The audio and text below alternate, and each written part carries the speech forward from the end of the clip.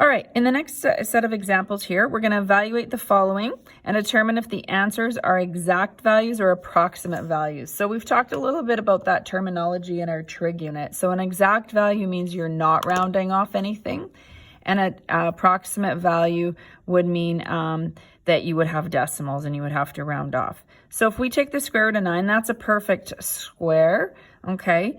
Actually, let's just maybe write in here before I get... This would be decimal answers. We'll just say decimals. All right, now we'll look at 1. Square root of 9 is a perfect square, so that would be 3. So because there's no decimals, this would be an exact answer. Square root of 10, you would use your calculator. That's not a perfect square. The exact value would be leaving it as a radical and calling it the square root of 10. But we're going to use this symbol right here, okay, on your calculator. So for me, it's just right there. And then I put in 10, and I get 3.162, etc. 3.162, ... And I'm just sort of putting that, showing there were more decimals, and this would be an approximate value. So I'll just abbreviate that, okay? This makes sense for estimation. If the square root of 9 is 3, and I know that is a perfect square, the square root of 10 is just a little bit more than 3.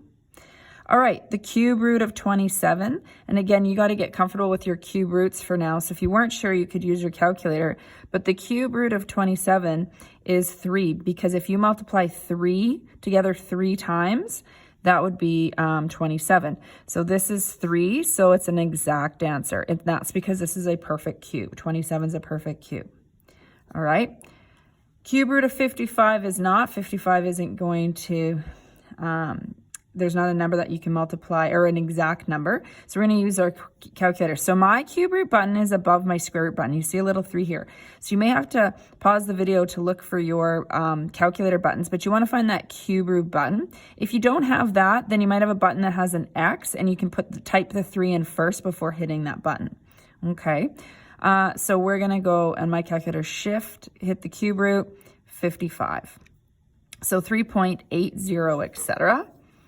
So this is 3.80, etc. So because it's got all those decimals, this is an approximate answer.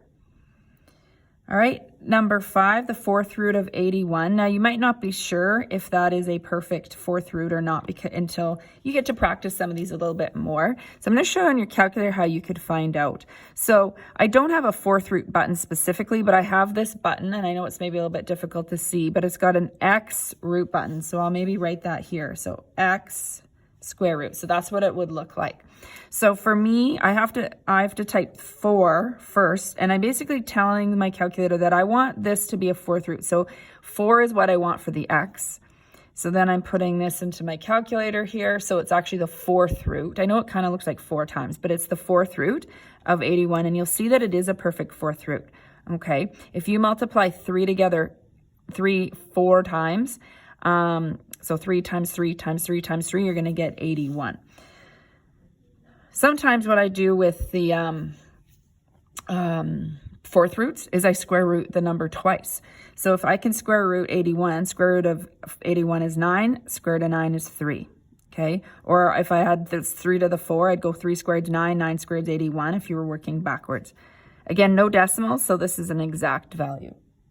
Okay, next one we're going to use our calculator for. So again, now it's the 5th root. So you're going to put 5 in. Then I'm going to hit that X. It's this button here, right? And again, off my calculator, I have to hit the shift button. Most calculators you do. And then 78.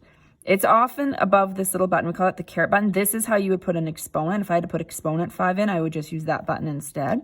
So 2.39. So again, because I have this decimal answer, we would say that it is an approximate answer.